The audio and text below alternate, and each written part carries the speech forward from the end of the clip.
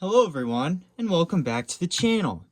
Today we're going to be teaching you how to adjust your look pivot bindings, specifically the ones with the twisting heel piece. We're going to be telling you how to adjust the DINs, how to check if they're safe and know they're set up properly. Now, disclaimer, this video is not intended to replace professional work on your skis or bindings. Always take your gear to a professional to have it checked, especially if it's your first time. This video is made specifically to help you in case you're in a pinch, whether it's you need a quick adjustment on the mountain while you're traveling, or just to check your bindings in the beginning of the year and make sure that nothing's changed. This video is just to help you understand how the ski binding works and where the adjustments are. All right, so with that out of the way, before we get started, please subscribe to the channel.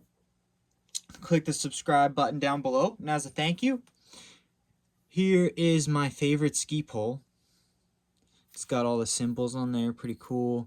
Skier code, retro handle, full OG basket. One of my favorites. All right, now let's get started. So on the look pivot, there are several adjustments you can make. You will need a flathead screwdriver, a bigger one than this, as you'll see. Well, a flathead, my bad, and a Phillips head, which will need to be bigger than this one, as you'll see, or a really big flathead could do. So there are your DIN settings, your forward pressure, and your boot length adjustments. Those are the main adjustments on this look pivot binding that you should know about. The first and most important one is going to be your DIN setting. Your DINs are important because that's what's going to keep you in the binding or allow you to release when you need to release.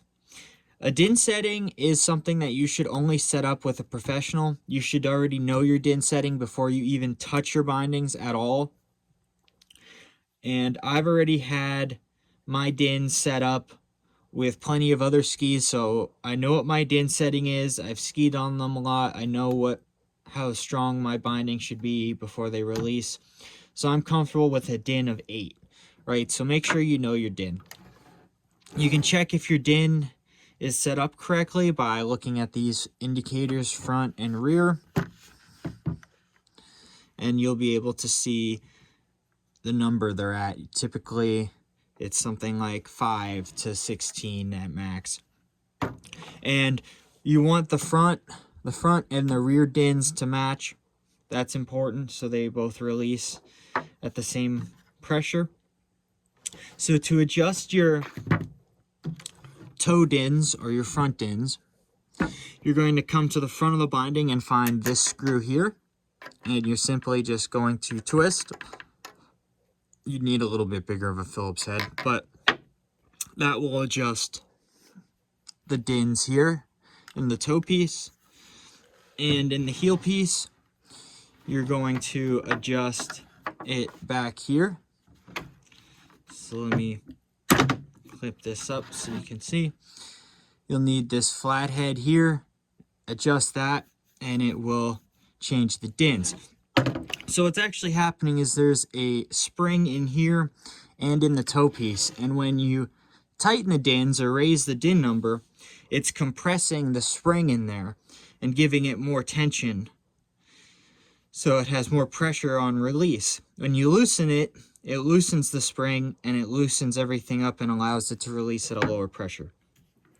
So one safety concern I will say is that these look pivots, they do have this big hole back here, and if you stick your finger in there as you're pulling them up or down, you can hurt your finger or break your finger. So just be very careful when putting these up and down.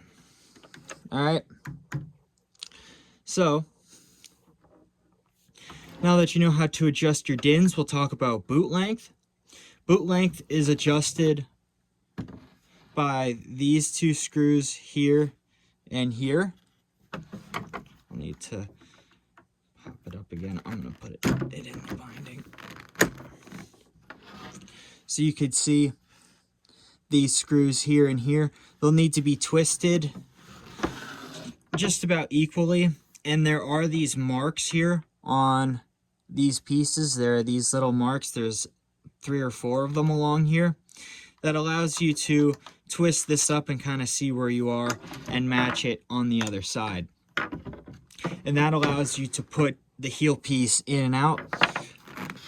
The look pivots are notorious for not having a lot of heel movement. So you will not be able to move this heel piece very far. So it's likely not going to incorporate anything other than half a size bigger on the binding if you're putting a new boot in there.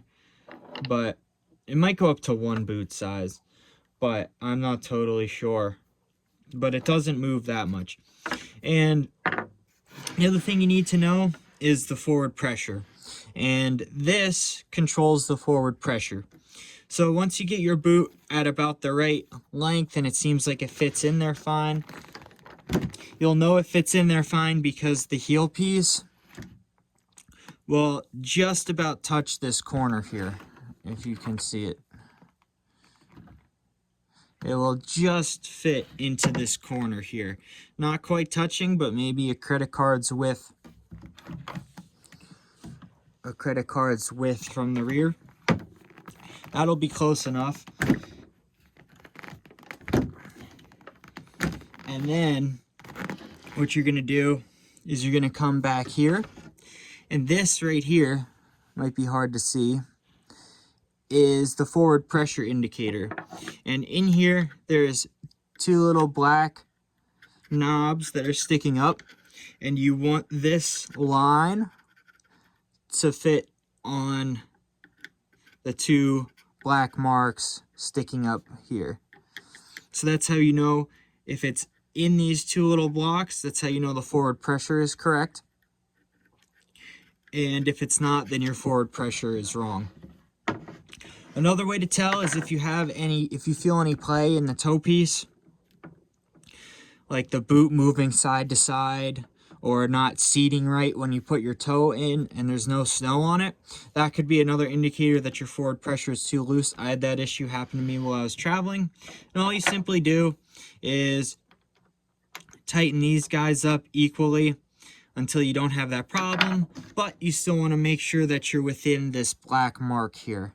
You'll see it's a little square. It's a little square right here, and you don't want to go outside of that. As long as it's in that range, it should be okay. But you don't want it to be like way outside of it. Mine is near the front half of it, so near the front line of these squares, which is still in range, but you don't want it to be too far. It's notoriously tricky to do, so I would recommend you have a ski tech do it for you. But if you need to make an adjustment on the fly like I had to, this information should help you. Now, that's everything that you need to know for the mechanics of the binding. If you break one of the ski brakes, you'll need to take off this whole piece, which is a very involved process, and I would recommend you take that to a ski shop and have them do it for you because it can be quite confusing, and I'm not going to go over that today. That is one of the big downsides with these look pivot bindings, is if you break the ski brakes, it's going to be a hassle. So with that, that's how you adjust look pivot bindings. This works for the look pivot 12s and the 15s and the 18s. Anything with this pivoting heel. So with that, I'm going to close this video up. If you have any questions, feel free to leave them in the comments section below. And I'm going to be adding a playlist in the description, a link to a playlist talking about all of my bindings, comparing all the bindings that I have, how to adjust certain ones, and everything else I've done on ski gear. So click that link below, comment, like, and subscribe, and I will catch you guys out there on the mountain.